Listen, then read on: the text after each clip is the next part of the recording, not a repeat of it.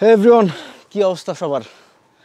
দেখেন আপনাদের crush bike নিয়ে চলে আসছি। সো বাংলাদেশে কাউকে যদি এখন জিজ্ঞাসা করা হয় ভাই আপনি কোন বাইক নেবেন, ইভেন আমাকেও যদি জিজ্ঞাসা করা হয় তো আজকে রাইড করার আগ পর্যন্ত বলতাম যে RR 310। বাট রাইড করার পরে একটু ইয়াটা চেঞ্জ হয়ে গেছে। আমি অলরেডি রাইড করে ফেলছি, বাট ফার্স্টে রাইড করার রেকর্ডও করে ফেলছি, জাস্ট ইন্ট্রোটা পরে নিচ্ছি। আজকে এমন কিছু তথ্য দিব আপনাদেরকে যেটা মানে একটু কিছু খারাপ দিক থাকে না প্রত্যেকটা বাইকের, ওইটা আমি আজকে তুলে ধরার চেষ্টা করবো এই বাইকটার। এবং আমি RTR 310ও রাইড করব। সো দুইটা বাইকই আনছি, এই যে পাশে যদি দেখেন এখানে একটা রাখা আছে এবং এখানে একটা রাখা।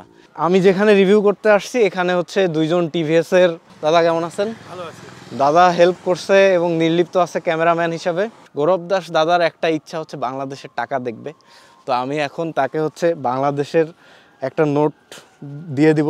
এটা হচ্ছে 50 টাকার নোট, এটা হচ্ছে 20 টাকার নোট, এটা হচ্ছে 10 টাকার নোট।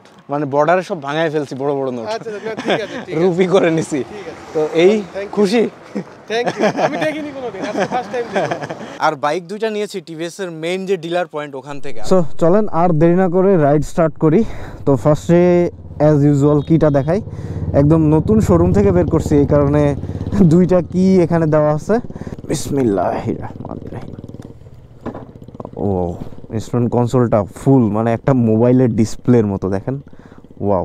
অ্যান্ড এটাতে বসার পরে এটার যে সিট হাইটটা সেইটা অনুযায়ী দেখেন আমি হচ্ছে 5 ফুট 10 ইঞ্চি এবং এখনও আমার পাটা একটু ভাঁজ হয়ে আছে। তার মানে 5 ফুট 5 বা 5 ফুট 7 কমফোর্টেবলি বসতে পারবে। 5 ফুট 10-এর জন্য মোর দেন এনাফ, সমস্যা হচ্ছে না। ওকে, সিটে বসার পরে এখন এইখানে একটু দেখি। ওয়েল, রাইডিং কমফোর্ট স্টার্ট দিয়েই বলতেছি। আচ্ছা চলেন স্টার্ট দেই। তার আগে ইনস্ট্রুমেন্ট কনসোলটা একটু দেখাই এবং এই বাইকের অনেকগুলো মোড আছে সেটাও দেখা যায়। ও এইটাতে প্রেস পড়ে গেছে, এটা প্রেস মানে দুইটা ইন্ডিকেটরই জ্বলবে, ইমার্জেন্সি বলেন বা হ্যাজার্ড বলেন একই কথা। ওয়েল ওয়াও, এখানে সুন্দর বাটন দেওয়া আছে, আপনি সেট করতে পারবেন কি মোড। এখন আরবান মোডে আছে অ্যান্ড এটা হচ্ছে রেইন মোড, এখান থেকে সব চেঞ্জ করতে পারবেন। তারপরে এখানে কত টেম্পারেচার আছে, টপ স্পিড কত তোলা হয়েছে, এভারেজ মাইলেজ কত পাওয়া যাচ্ছে, ওডোমিটার। স্পোর্টস মোড আর ট্র্যাক মোড দুইটাই এখন লক আছে, এই দেখেন লকড, কারণ এইটা এখনও 1000 কিলোমিটার হয় নাই। 1000 কিলোমিটার হইলে এই দুইটা খুলে যাবে, যেহেতু শোরুমের বাইক, সো 1000 কিলোমিটার হওয়ার কোনো চান্স নাই। এখান থেকে লোগোটা খুব সুন্দর ভিজিবল এবং 3D একটা লোগো এখানেও আছে, RR 310। ওকে, স্টার্ট দিলাম। এক্সস্টের সাউন্ডটা এই অবস্থায় কেমন শোনা যায় একটু শুনি। আচ্ছা রেইন মোডে না দেই, আমরা আরবান মোডে নিয়ে যাই। হ্যাঁ আরবান মোডে আছে। আচ্ছা এক্সস্ট মোটামুটি সাইলেন্ট আছে, দেখি গিয়ারে ফেলাই। হ্যাঁ ওকে দিলাম, রেডি স্টার্ট।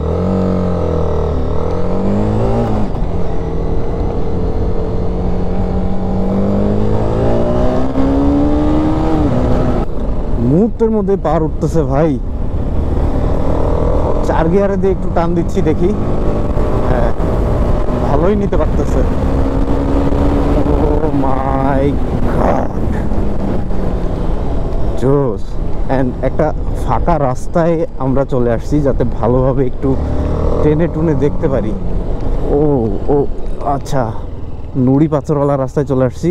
ব্রেকটা দিলাম, বেশ ভালো ব্রেকিং হলো। আচ্ছা আরেকবার যাই ওই রাস্তাটাতে।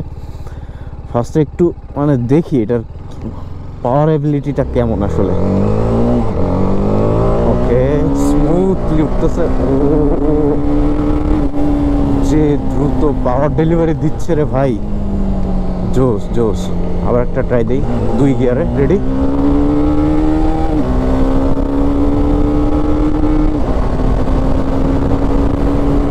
ওকে, ওরে ভাই ব্রেকিং এর বাইট, ও মাই গড জোস।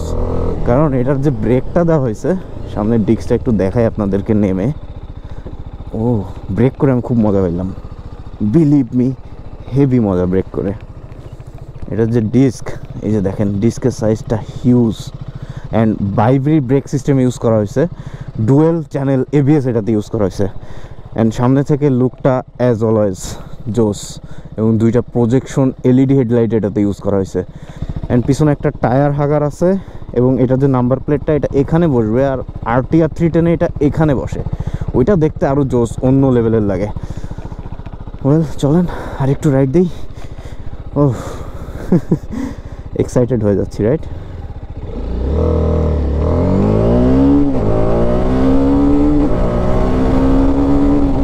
আচ্ছা, লুকিং গ্লাসের ভাইব্রেশনটা দেখি তো কেমন আসতেছে। লুকিং গ্লাসটাকে ফিক্স করলাম। আচ্ছা, আপনারা কি কিছু ফিল করতেছেন? আমি তো লুকিং গ্লাসে এটার ভাইব্রেশন ফিল করতেছি ভালো পরিমাণে। পিছনে দূরের ভেহিকেল দেখতে কষ্ট হবে ভাইব্রেশনের ফলে, এবং নতুন বাইক হিসাবে হয়তো ভাইব্রেশনটা দিচ্ছে। ইঞ্জিন অয়েল চেঞ্জ করা, ফার্স্ট সার্ভিস দেওয়া, এগুলো হয়ে গেলে হইতেও পারে যে ভাইব্রেশনটা আর দিবে না। একটু ভাঙাচোরা রাস্তাও রাইড করে ফেলতেছি এবং ব্রেকিংটাও দেখতেছি। এবিএসটা কেমন জোস, এবিএস ভালো একটা ফিলিং দিচ্ছে, এবং সাসপেনশনের ফিডব্যাকও মোটামুটি ভালোই লাগলো। আমি এটাতে একটা 0 to 60 ট্রাই দিব। আচ্ছা দিই, 0 to 60 তো দেওয়াই যায়।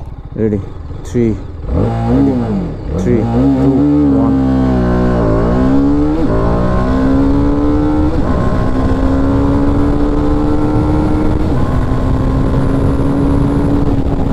আচ্ছা, 0 to 100 দিয়ে দিলাম। অ্যান্ড এবার হচ্ছে সিটিং পজিশন নিয়ে বলি। সিটিং পজিশনে হালকা একটু ঝুঁকে চালাইতে হয়। লাইক কোনটা বলবো, আমাদের সিবিআর এর মতো বলা যায়। সিবিআর থেকে একটু বেশি লিন হইতে হয়, হালকা একটু। সিবিআর আর একটু স্ট্রেট থাকা যায়, এটা একটু লিন।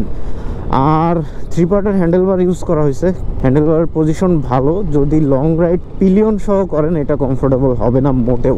এবার স্মুথলি চালাই এবং আপনাদের সাথে হালকা পাতলা কিছু বিষয় শেয়ার করি। যদিও এটা ফার্স্ট ইমপ্রেশন রাইড রিভিউ, কোনো স্পেসিফিকেশন ওইভাবে আমি বলবো না। ফুল রিভিউ যখন করব তখন জানাবো। আর ফার্স্ট দিন আমি আসলে অত ডিটেলসে বলতেও চাচ্ছি না। জাস্ট কিছু ব্যাপার আপনাদের জানা দরকার, ভালো এবং খারাপ দিক, ওইটা আজকে আলোচনা করবো। এবং এটার কি কি খারাপ দিক আছে এটার দিকে আজকে বেশি ফোকাস থাকবে। ফুয়েল ট্যাঙ্ক ক্যাপাসিটি এটা হচ্ছে 11 লিটার্স, এবং পার লিটারে এটা 30 থেকে 35 আপনাকে মাইলেজ দিবে, যেটা একটা 310 সিসি ইঞ্জিনের জন্য আই থিঙ্ক ওকে আছে। বাট অ্যাজ এ বাংলাদেশের ফুয়েলের দাম বেশি, সেই হিসাবে অবশ্যই এটার সাথে আপনার ফুয়েলের কম্পেয়ার করে আসলে লাভ নাই। আপনি জিনিস যেরকম নেবেন সেরকমই মাইলেজ দিবে। আপনার যদি মাইলেজ ভালো বাইক লাগে তাহলে অন্য বাইক আপনাকে চয়েস করতে হবে। বাট স্টিল নাও এই বাইকটা 310 সিসি হিসাবে ভালো মাইলেজ দিচ্ছে। আর মোটামুটি রাইড করে আমার কাছে খারাপ লাগে না। এই বাইকটা হাই এন্ড আরপিএমে ভাইব্রেশন একটু ফিল করতে পারছি আমি। সেটাও হইতে পারে যে নতুন বাইকটার কারণে এটা হচ্ছে, 2-1টা সার্ভিস দেওয়ার পরে এটা হইতে পারে যে ঠিক হয়ে যাবে।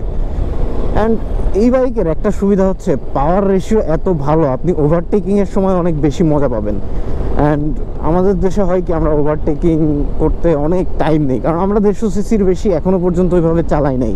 সো এই বাইকগুলো ওভারটেকিং করতে যে কি মজা, আমি এই কয়েকদিন তো শুধু হায়ার সিসি চালাচ্ছি এবং লং রাইড অনেকগুলো রাইড করছি, অ্যান্ড এগুলোর মজা পেয়ে গেছি। সো 150 সিসি থেকে শিফট করে হায়ার সিসিতে যেতে হবে শুধুমাত্র এই ওভারটেকিং কমফোর্ট, রাইডিং কমফোর্ট, এবং স্ট্রেসও কম লাগে এই বাইকগুলোতে।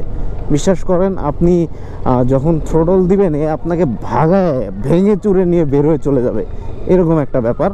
তবে অনেকে ভয় পায়, যেটা বা সবচেয়ে এখনও পর্যন্ত আমাদের মধ্যে মানুষের যেটা সমস্যা, সেটা হচ্ছে ভাই হায়ার সিসি বাইক চালানোর রাস্তা বাংলাদেশে নাই। ভাই একটা কথা বলে দেই, এই যে বাংলাদেশের যতগুলো স্পোর্টস বাইক আসবে বা এখন পর্যন্ত আসে, বা 400 সিসি পর্যন্ত যত, বা 500 সিসি পর্যন্ত যে বাইকগুলো আসবে, সবগুলোর টপ স্পিড সেম। আজকে জিএসএক্স আর টপ স্পিড 150 থেকে 160।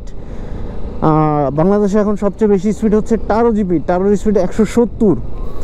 তো এইগুলা বাইক কোনোটাই এখনও 160-70-এর উপরে যাইতে পারবে না, কোনোটাই না। একমাত্র ডোমিনার 400 আছে, যেটা 170 প্লাস ক্রস করতে সক্ষম।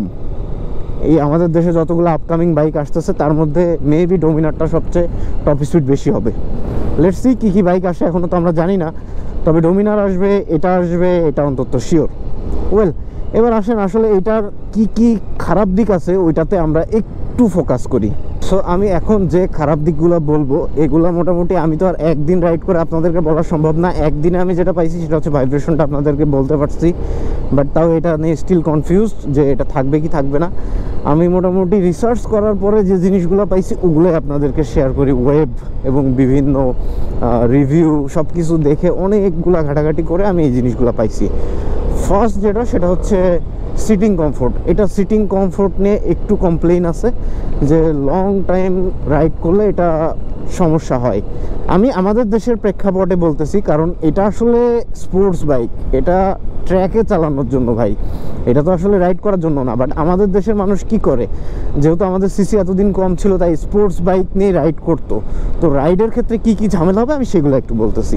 যদি চান মনে করেন যে এই বাইকটা কিনে আমি এটা রাইডও করব, আবার স্পোর্টস ট্র্যাকে, তো আমাদের ট্র্যাক নাই, ট্র্যাকে আর কি চালাবেন, মানে রাইড করতে চান, তাহলে সেই ক্ষেত্রে সমস্যাটা হবে। লং টাইম রাইড করলে এটা একদমই কমফোর্ট নাই, আপনার মোটামুটি প্যারা হবে যদি 300-400 কিলোমিটার এটাতে রাইড করতে চান। সেকেন্ডলি হচ্ছে পিলিয়ন সিট একদমই আনকমফোর্টেবল, পিলিয়নের কথা ভুলে যান। লাইক আমাদের দেশে GSX-R এর মতো এটার সিটটাও ছোট এবং পিলিয়ন কমফোর্টেবলি একদম বসতেও পারবে না। সো পিলিয়ন সিটের কথা টোটালি ভুলে যান। থার্ড যে ব্যাপার সেটা তো বললাম, ভাইব্রেশন হাই স্পিডে বা হাই RPM-এ ভালো পরিমাণ ভাইব্রেশন করে ইঞ্জিনটা।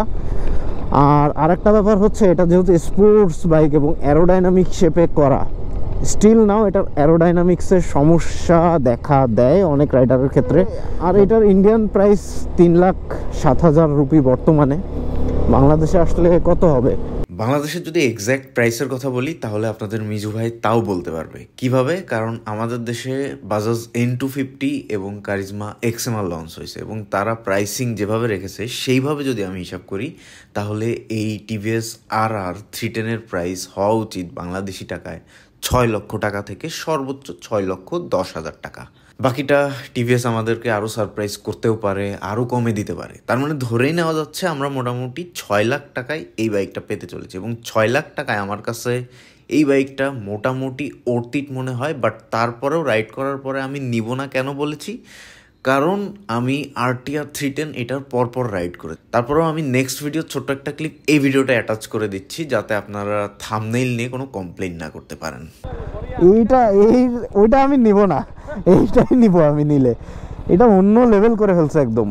আচ্ছা, এতক্ষণ তো এটার কিছু খারাপ ব্যাপার শেয়ার করলাম, এবার এটার কিছু ভালো ব্যাপারও শেয়ার করে দিই, তাহলে আপনাদের ভালো লাগবে। যেটা ফার্স্ট হচ্ছে ইন্ডিয়াতে মাত্র 3 লাখে সুপার বাইকের মতো ডিজাইন, এটার মাত্র 3 লাখে। আর এই বাজেটে এরকম সুন্দর বাইক এখন পর্যন্ত আর অন্য কোনো বাইকে নাই স্পোর্টস লুকের ক্ষেত্রে। সেই কারণে আমাদের দেশের মানুষ দেখা যায় যে এই বাইকটার উপরে বা এই বাইকটার উপরে একটা ক্রাশ আছে আমাদের দেশের মানুষের। আর একটা ব্যাপার হচ্ছে অনেক বছর ধরে এই বাইকটা চলতেছে, সো একটু একটু একটু একটু করে মানে এটার যে সমস্যাগুলো ছিল এগুলো ব্যাকআপ করতে করতে আজকে এই ভার্সনে আসছে, যেটা RTR 310 এখনও পর্যন্ত বিল্ড করা হচ্ছে, মাত্র ফার্স্ট ভার্সন আসছে। সো এটার যে প্রবলেমগুলো ওগুলো ফাইন্ড আউট করবে, দেন করবে যে কি অবস্থা হয় আর না হয়। আর আরেকটা সবচেয়ে যে জিনিসটা ভালো লাগছে সেটা হচ্ছে মিশেলিনের রোড 5-এর টায়ার ইউজ করা হয়েছে এটাতে। বেশ ভালো দামি একটা টায়ার, আমার ড্রিম টায়ার বলতে পারেন। আমার বাইকে এই টায়ারটা লাগাবো আমি, যদি আমার কোন বাইক থাকবে আমি এখনও জানি না। মিশেলিনের যে টায়ার, এটা সামনে 110 সেকশনের অ্যান্ড পিছে হচ্ছে 150 সেকশনের, এবং এটা মেড ইন থাইল্যান্ড টায়ারটা। আমি একটু দেখাই, এখানে লেখা আছে মেবি। এবার আসেন হচ্ছে ভালো যে আরেকটা ব্যাপার, সেটা হচ্ছে এটার মাইলেজ। ভাই এটা 310 সিসি হওয়া সত্ত্বেও মাইলেজ আপনাকে 30 থেকে 35 দিবে, এইটাই হচ্ছে মজার বিষয়। আর আরেকটা ব্যাপার হচ্ছে সার্ভিস কস্ট। টিভিএসের এই বাইকটার সার্ভিস কস্ট যেটা রিসার্চে দেখা গেছে এটা অনেক কম, মানে আপনি অল্প টাকাতে সার্ভিস করে ফেলতে পারবেন। লাইক R15 CBR যেরকম কস্টিং হয়, আপনি ওই রকম কস্টিংয়ে এটা সার্ভিস ডান করে ফেলতে পারবেন। এখান থেকে দেখতে কত ভালো লাগতেছে, জোস লাগতেছে, এবং ভিতরের যে লাল এটার কারণেও কালারটা ভালো লাগতেছে। এবং এটা বিভিন্ন কালারে আসে বাইকগুলা, বাংলাদেশে কী কী কালার আছে ওইটা দেখতে হবে, সবই আসবে আশা করি ইন্ডিয়াতে যেগুলো আছে। অ্যান্ড ইঞ্জিনটা সম্পর্কে বলি, ইঞ্জিনটা হচ্ছে একটা DOHC ইঞ্জিন।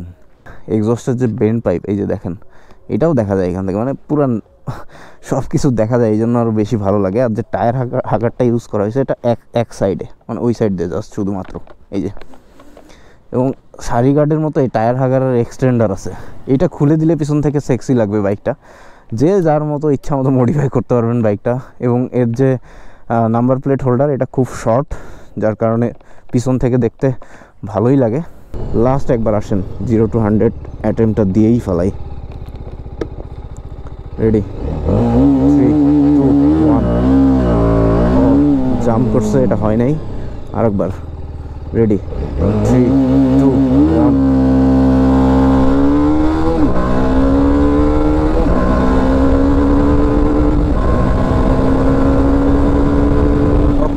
কমপ্লিট অ্যান্ড ব্রেকিংটাও করি এবার। ফাইন ফাইন জোস। সবাই ভালো থাকেন, সুস্থ থাকেন। আল্লাহ হাফেজ অ্যান্ড আসসালামু আলাইকুম।